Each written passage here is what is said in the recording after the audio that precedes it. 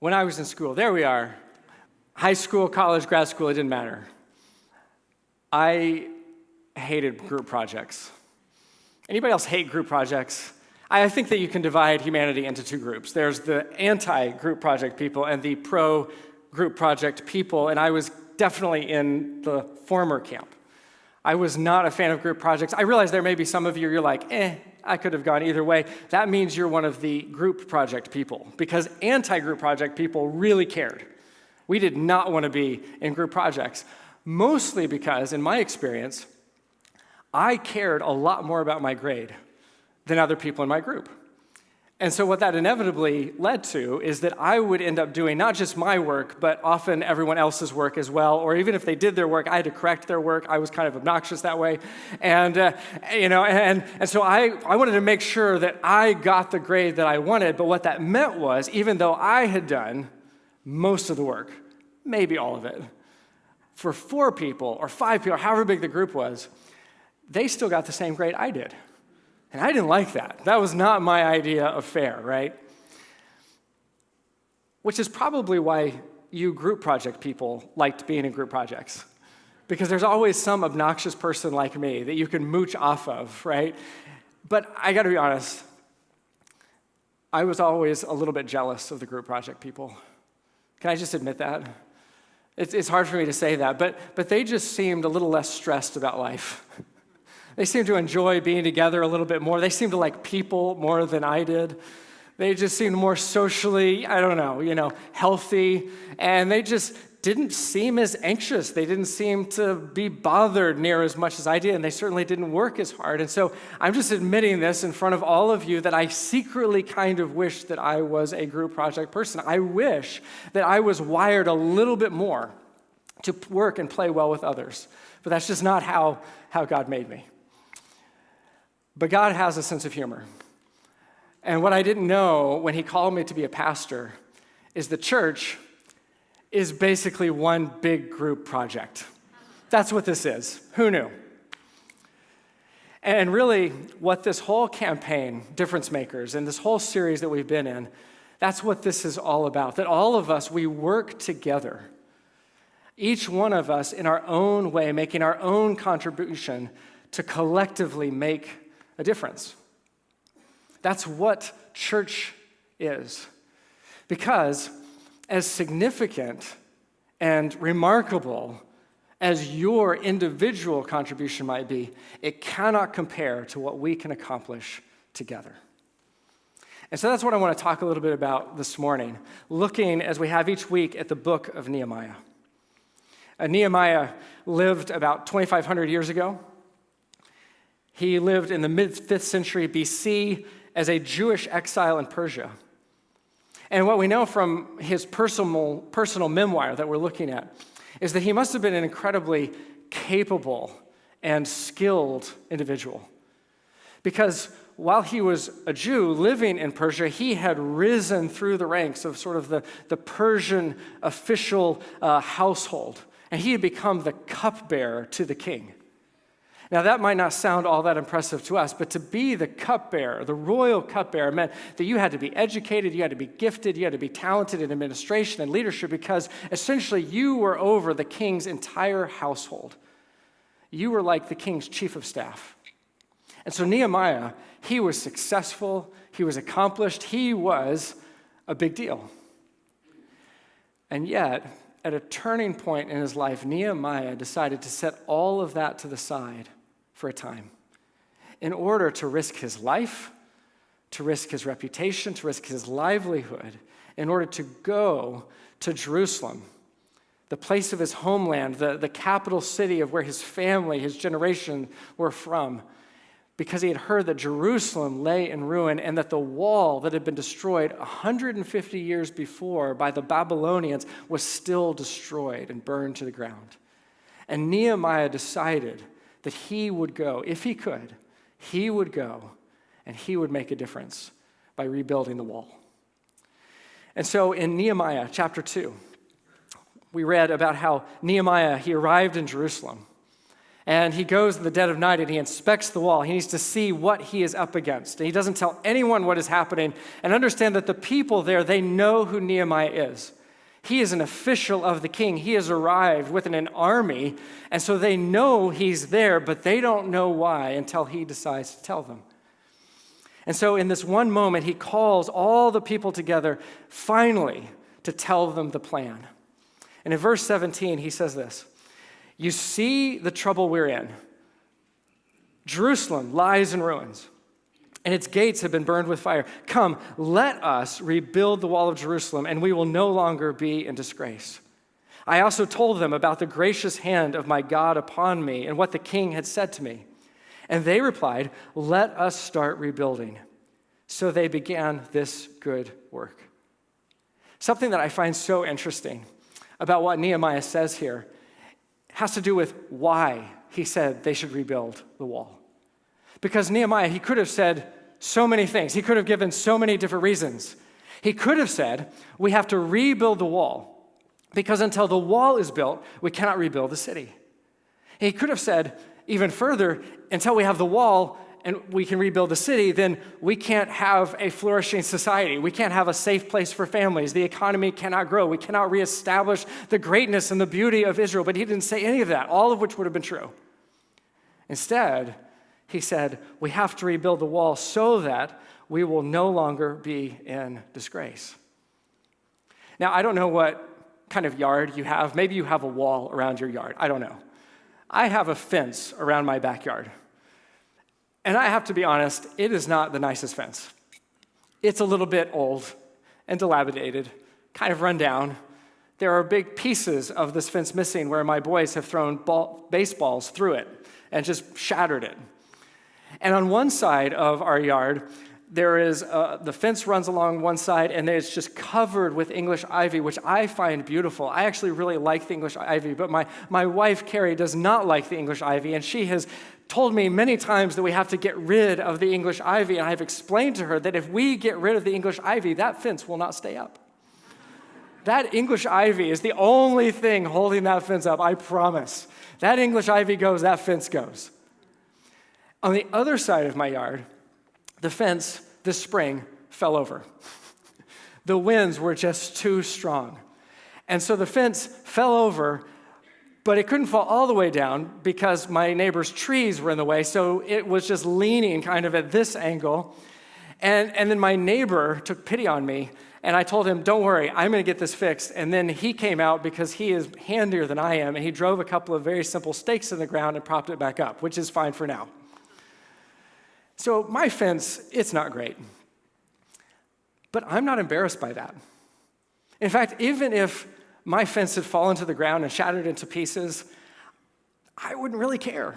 I mean, I might be frustrated because now I have to pay to have it fixed, or I've got to go and figure out how to fix it myself, right? I might be frustrated. I might be, wishing that it hadn't happened, but I wouldn't be ashamed of it. There's no disgrace involved. It's just a fence. It fell over. What's the big deal? But see, for the Jewish people, especially those living in Jerusalem, understand that the wall meant so much more. It held deeper significance than just bricks and mortar. It represented the very blessing and protection of God for them as their God. And see, what Nehemiah, what he's telling them, is that when the city is in ruin and the walls are in ruin, it's a bad look for them. They look bad, but not only because they haven't repaired it, they haven't rebuilt it, but also because it looks like their God has failed. See, anybody who came to the city and saw the conditions in which they were living, if they saw the ruins, they would have every right to wonder, who is this God that they serve? He must not be all that powerful. He must not be that great. Maybe he abandoned them, but whatever happened, he can't be worth worshiping because just look at how they're living. And so Nehemiah, he was appealing to motivate them to rebuild the wall, not just to restore their reputation, but to restore God's. Because if God is their God, how great can he be if this is how they were living? See, if you're a follower of Jesus, can I just tell you, how you live matters. not just for your reputation, but for his. You might be the one example someone has of what life with God is like. So I'm going to ask you a question that I didn't want to ask this in the first service. I'm going to ask it again here. I understand that this pains me. Anyone here an Eagles fan? That's pathetic. You're all liars. Like raise your hands louder. Like show me. Come on, Eagles fans. There we go. Come on now. I know there's Eagles fans in here. You gotta show a little spirit, all right? I know the real nature of your hearts. And that was way too subtle. So we got a bunch of Eagles fans. I know you're passionate. We had some people, raising the roof last service. They were all excited about this. Yeah, we're Eagles fans. You know, right, that there are people all over our nation and people, in fact, probably around the world, who they do not like the Eagles because of you. You know that, right? Maybe not you personally, but the Eagles fans, you have a reputation, don't you? You know it. You're proud of it. You are known as some of the most obnoxious fans in all of the NFL. And some of you, see? Yeah, give yourselves a hand. You're proud of it. You love it. Yeah. You love the fact that other fan bases are nauseated by the way that you cheer for your Eagles. There are people who will never cheer for the Eagles no matter what because of you. Congratulations. And maybe that's okay as Eagles fans, that people do not like the Eagles because of you. If you're a follower of Jesus, no one should ever dislike God because of you. No one should ever give up on God because of you. No one should ever walk away from their faith because of you, or refuse to give faith a chance because of you. See, it's no mystery why people give up on faith, give up on the church, why they're never even willing to consider Jesus. It's not because God failed them. It's because they've encountered people who claim to know God and then lived with the same bitterness, fear, and anger and stress and anxiety. They're exactly like everybody else. So why would I give God, that kind of God, a chance if he can't even change your life? You're just like everybody else. Why would I believe in him? See, our lives are intended to be proof of concept that God truly can raise someone from the dead. Because if he can't raise your heart to life, if he can't give you a new injection of love and compassion and generosity, if he can't raise your heart to life while you're still living, why would anybody believe that he can raise your body from the dead while you're dead? See, it doesn't make sense. We are supposed to be the evidence that God is who God says that he is and who we say that he is. See, if you know who God is and if he has changed your life, if you know what he's done for you, then you should be fanatical about his reputation, about what other people see in you that reflects on him. For Nehemiah and for the people, that was their motivation. It wasn't just to restore a wall. And it wasn't just about their reputation and their disgrace. They were connected to God. They were his people. They wanted to restore his. All right, so that was all bonus. Let's get to what we actually came to talk about. All right, so they replied, let us start rebuilding. And they began this good work, and they began to rebuild. And what Nehemiah describes is this whirlwind of collaboration and chaos. So listen, and I'll just warn you that I'm about to read a fairly significant passage. I'm not going to read all of it, but I want you to get a sense of all the people that are involved, all the people who are making sacrifices, all the people who stepped out to be part of this work. I want you to feel the chaos and the collaboration. And by the way, there's a bunch of names in here that no one knows how to pronounce. And so if you're ever in public having to read a passage like this, and you get to one of those names, just be bold.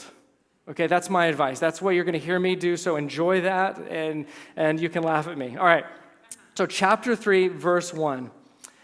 Eliashib, the high priest, and his fellow priests went to work and rebuilt the sheep gate. They dedicated it and set its doors in place, building as far as the Tower of the 100, which they dedicated, and as far as the Tower of Hananel. The men of Jericho built the adjoining section, and Zachar, son of Imri, built next to them. The fish gate was rebuilt by the sons of Hassenaah. They laid its beams and built its doors and bolts and bars in place. Meremoth, son of Uriah, the son of Hakaz, repaired the next section. Next to him, Meshullam, son of Berechiah, the son of Meshizabel, made repairs, and next to him, Zadok, son of Baana, also made repairs. The next section was repaired by the men of Tekoa, but their nobles would not put their shoulders to the work under their supervisors. The Jeshanah gate was repaired by Joiada, son of Paseah, and Meshullam, son of Besodiah. They laid its beams and put its doors and bolts and bars in place. Next to them, repairs were made by men from Gibeon and Mizpah. Melatiah of Gibeon and Jadon of Meronoth, places under the authority of the governor of Trans-Euphrates. Uziel, son of Hariah, one of the goldsmiths, repaired the next section, and Hananiah, one of the perfume makers, made repairs next to that. They restored Jerusalem as far as the broad wall. Rephaiah, son of Hur, ruler of a half-district of Jerusalem, repaired the next section. Adjoining this, Jedediah, son of Harumah, made repairs opposite his house, and Hutzua, son of, I'm not even going to pretend, made repairs next to him.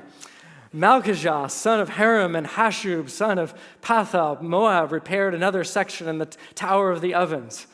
Shallum, son of Halashesh, ruler of a half-district of Jerusalem, repaired the next section with the help of his daughters. I'm going to speed up a little bit here. All right, so the Valley Gate was repaired by Hanan and the residents of Zanoah. The Dun Gate was repaired by Milchijah, son of Rechab. The Fountain Gate was repaired by Shallun, son of Kolhozed. Beyond him, Nehemiah, son of Azbuk, he made repairs. Next to him, the repairs were made by the Levites. Beside him, Hashbiah, ruler of the half-district, he carried out repairs in his district. Next to him, the repairs were made by their countrymen. Next to him, Ezra, son of Jeshua, ruler of Mizpah, repaired another section. Next to him, Baruch, son of Zabbai, zealously repaired another section. Next to him, Meremoth, son of Uriah, the son of Hakaz, repaired another section, and on and on and on it goes. You get the idea, right?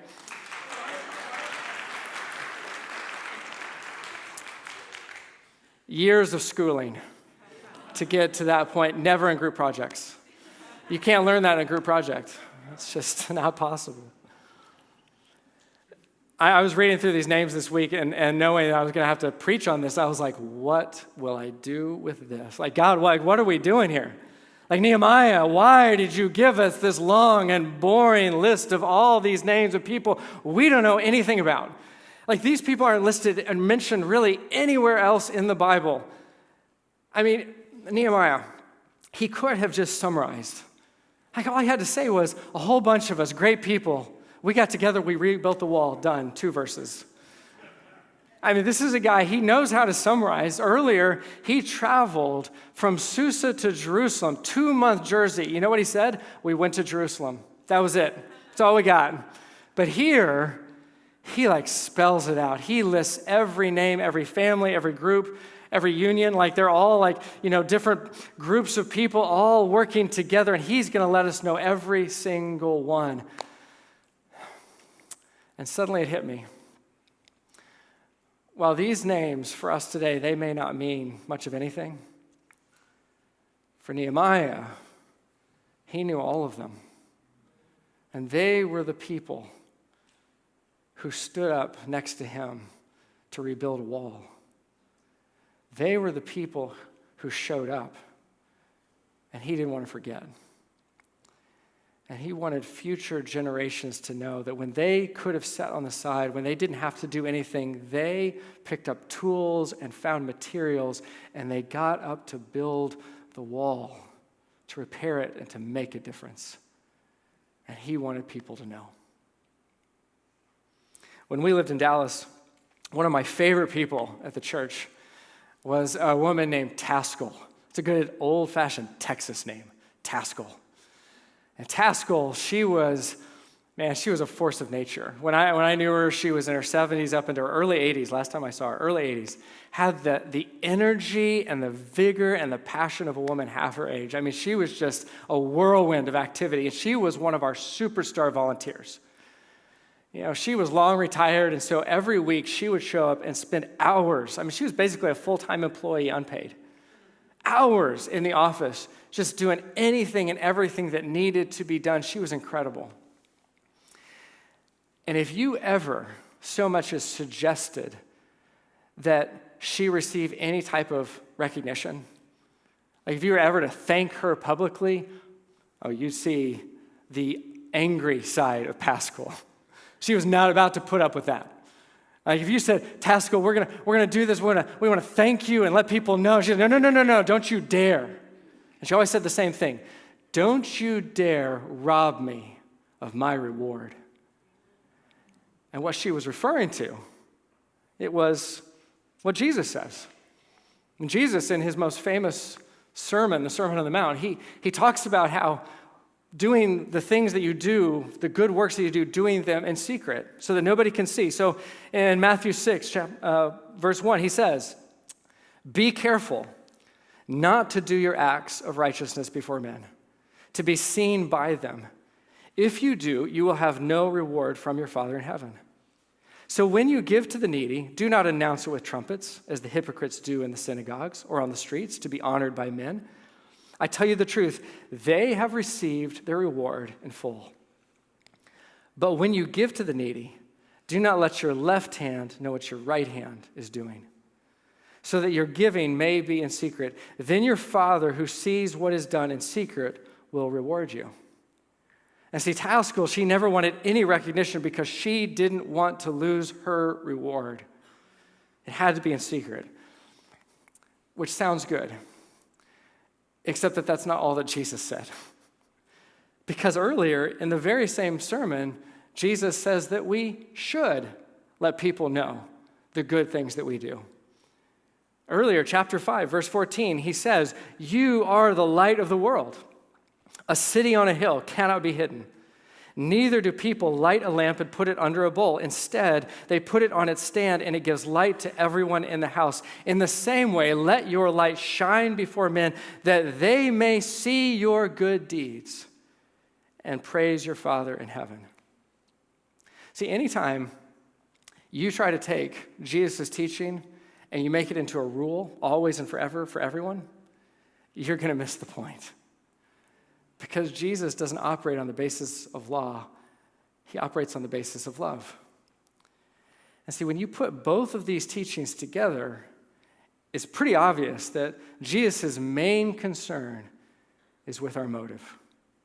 Why are you doing the things that you do? Why are you doing good for others?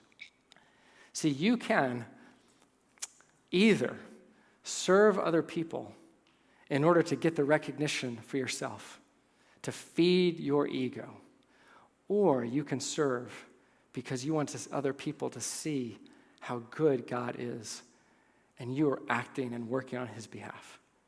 See, one choice is about loving God and loving other people. The other choice is about loving yourself. Now, see, I know that there are some of you here, because you've told me, literally, that you don't want anybody to know what you do.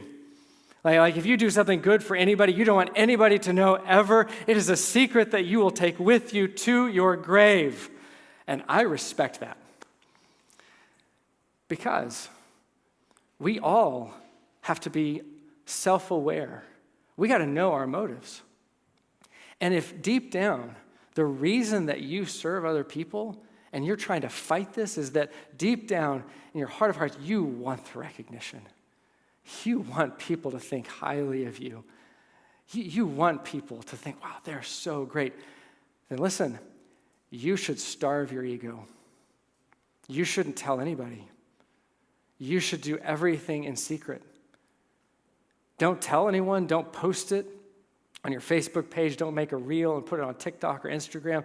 Don't text a friend. Don't humble brag about how busy you were over the weekend. Oh, I was just serving in all these different ways. Like, you shouldn't tell anybody because you need to train your heart to love other people for their sake, to serve other people, not for what you get out of it, but because of what you can give to them. See, when you serve other people for you, Whatever you get out of it, that's your reward. That's it. What you get out of serving someone else when it's done for you, for your sake, that's your reward. But there's another side of this. You need to be careful not to avoid recognition out of some misguided sense of spirituality or false humility. Because false humility, that's just pride disguised as humility. That's just pride in disguise. And so what Jesus says instead is, let your light shine before men that they may see your good deeds, but it's not for you. It's not for your reputation. That let them see your good deeds and praise your Father in heaven. See, as uncomfortable as it might be, and listen, I know for some of you this really is uncomfortable, but sometimes humility is allowing other people to recognize you, not to enhance your reputation, but to enhance his, because you serve him. See, I love that Nehemiah, he goes out of his way to recognize all of these people who gave of their time and their energy, and they stood up and they built the wall. Like he saw them, and he wasn't about to not let people know what they had done, because they weren't doing it for themselves. They were doing it to build the wall, not just for their reputation, but for God's. And so he called them out by name for doing good. I don't know what your experience in life is like, but I think we tend to get called out for bad more than good. What do you think? Maybe you've had a different experience than me. In my life, I find that I'm sort of constantly called out, it feels like, for all the mistakes I make, for any time I make a mess. Like, people are so excited and quick to let me know all the things that I did wrong. I don't know if that's your experience. Maybe that's just me. Maybe I just make a lot more mistakes than other people. I don't know. But that's often, I think, what life teaches us. Watch out. Someone's going to catch you in the act. I had a mentor years ago and another pastor, and he had a clock on his desk. And it told time, but also it had this wand that would go back and forth like this. And within that wand, it spelled out like in neon lights, different words. You could program it to say whatever you wanted. And so he programmed it to say his sort of life mantra. This is what it said, going back and forth. Disappointing someone every day. You ever feel that way? You ever feel like you just can't win? Every day, somebody has some other problem with something that you've done or said, someone else catching you in your worst moment. What would it be like if we, like Nehemiah, set out to catch people doing good? Instead of always looking to find where people didn't get it quite right, we said, I'm going to catch you doing good. I'm going to let everybody know. My son Gabriel has one of the schools that he was in. He's been in a lot of schools, not because he's been expelled. He's a good kid. But he's been in a lot of schools. And one of the schools that he was part of, the principal actually had a weekly moment with the entire student body. And he had an award, catching good, caught you doing good. And they call up a student every week. Billy, we caught you doing good. Billy, we saw you. You know, Susie, we saw you. You were out on the playground and so, she scraped her knee and you stopped. You could have kept playing, but you stopped and you made sure that she was okay. Billy, you held the door for, the teacher when her arms were full. Like, you could have just walked on through that door, but you stopped and you held the door. We caught you doing good. Wouldn't that be beautiful if we had a reputation for catching people doing good? I saw you. You thought you were going to get away with it? You're not going to get away with it. I saw you. I'm going to let everybody know. You encouraged that person over there when you didn't have to. I know what you did. I know what you did. You forgave that person even though they hurt you. And anybody else, they would have just been bitter and resentful, but you forgave them. I saw that. I caught you. I caught you helping that person, and there was nothing in it for you. I saw you. I caught you. You're not going to get away with it. I want you to know, I know what you did. You did good. See, See, Nehemiah, he calls them out by name, by group, by family, because he knows what they did. And he knows that when they could have done nothing, when they could have sat on the sideline, when they could have just said, Nehemiah, you seem to have this under control, they stepped up, they built the wall, they made a difference, and he wanted everyone to know. And something I love about Nehemiah's description, this phrase that gets repeated over and over again, next to him. Did you see that? Next to him, next to him, next to him, next to them, next to him, next to him, over and over and over again. Over 20 times, something like that. Nehemiah, he says, so-and-so was repairing the wall and next to him. So-and-so was repairing the wall and then next to him. So-and-so was repairing the wall and next to him. See, you can make a difference on your own, but it's better with friends. When we envisioned this Difference Makers campaign, obviously, one of our goals was that as many of us here at Easton Bible Church as possible, that we would jump in, serve, find a place to volunteer, and that we would make a difference. As many of us as we can. But another goal was that we would serve together. That people would step up alongside one another, shoulder to shoulder, and serve. And so, as we were thinking about how to promote that, we reached out to our small group leaders and we asked them if they'd be part of this as well. And instead of just serving as individuals, if within those small groups, if they would go and serve together. And so this morning I asked one of our small group leaders, Christina Song. Where's Christina? There she is. Come on up, Christina. We asked Christina Song if she would come and just share briefly just a little bit about their experience as a small group. She and Hequan have a great small group, and one of the reasons that I wanted Christina to share is because their group actually had already been serving together before we ever did any of this campaign, before we ever even talked to them. And so I just asked Christina if she'd come. Thanks so much for being here. Just to share a little bit about your experience. You all had been serving individually, different ones of you, but then you chose to serve together. Tell us a little bit about why and what you did and what that was like for your group.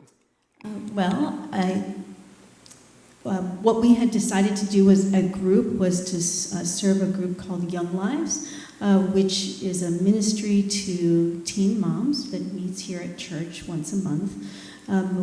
We prepared a meal, served a meal, helped clean up, and set up, clean up, and then watched the kids so that Cindy Mama, who leads the ministry, and the other devoted, ladies who are with her could provide some mom time, to bless the moms, devotional, craft, some mom tips. And so it was great to serve together as a group. I think because we had individually, some of us had been doing things like preparing food, and Hequan, he's always in the nursery.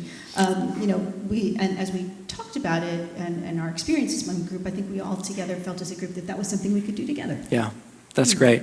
Was that something, like, you guys served together and then did you decide we're never going to do this again? Or did you never talk about it again? What was that like afterwards? What was the feedback, I guess? I think we had a really good time together, actually. I think our intent was to be able to do something together and to bless some moms. But I think that I know some of us are in the first service, and I see some of us in the second service. I love you guys all.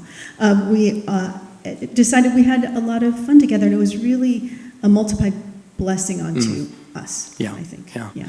And now you did that before, and now you have a new plan. You guys are going to volunteer again together. So tell us about what your plan is. We are hoping to serve a group called Foster the Family, which is a Christian organization that's meant to support foster families. They do things like provide sport groups and provide material things to help new families. And we're hoping to do something called a Kids Day Out, which is to take a bunch of foster kids and entertain them for the afternoon, serve them a meal, play some games, take care of them, to allow their foster parents to have a few hours of respite to do whatever they need to do.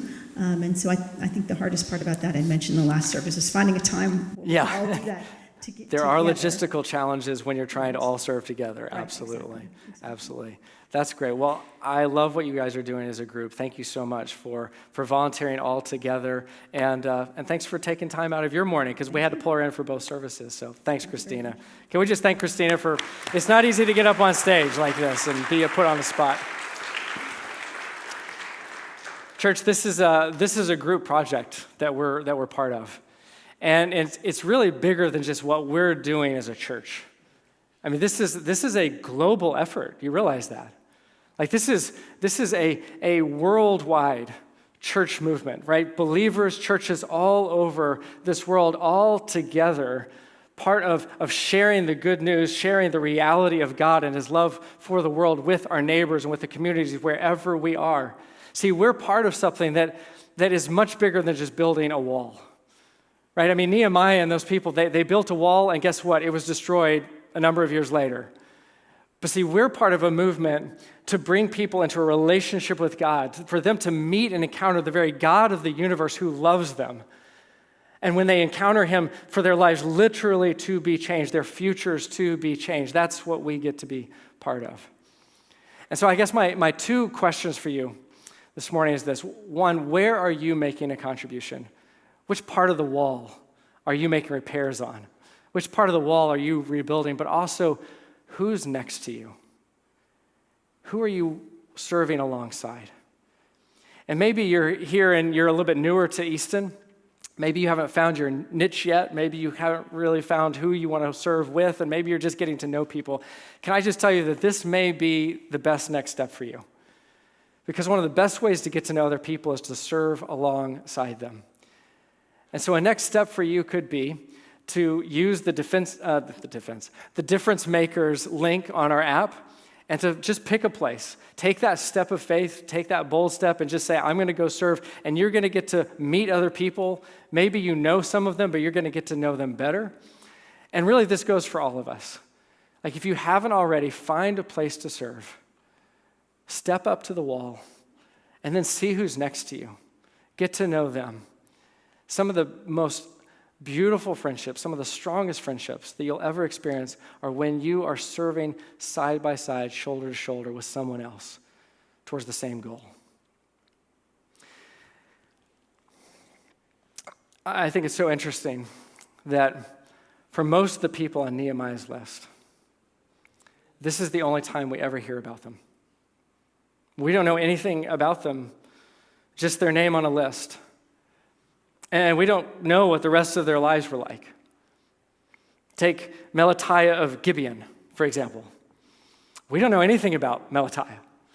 We have no idea what his home life was like. We don't know what the rest of his life was like. We don't know what he did in his spare time. We don't know what kind of life decisions he made other than this one. He made one decision, one time, to make a difference by stepping up and helping to rebuild a wall. And because of that one decision, we still know his name 2,500 years ago. He's never been forgotten. See, when you give your life to Jesus, what the scriptures tell us is that your name is written down as a guarantee that God will never forget you. Not because you were great, not because you earned it, but because you trusted in what Jesus had already done for you. And when your name is written down, it's not just your memory that lives on. When you give your life to Jesus, it's not just an idea of you or a memory of you that lives on. It's actually you. Like you receive new life and a future that you cannot create, that you cannot earn, but that you can never lose. And so maybe you're here this morning, and this is the moment that you need to make a choice. To choose to give your life to Jesus, to allow him to come and to change your life from the inside out, to trust him for the forgiveness that you need and for the future that you long for. Maybe this is the moment to choose life, to choose to put your past behind you and to step into the future that God created you for. And so I want to just give you a moment, if that's you this morning, and just ask everybody to bow your heads and close your eyes as we close. And if you're here right now and you have never trusted Jesus for the forgiveness you need, for the hope that you need, for the life that you need, I want to give you a very, very simple prayer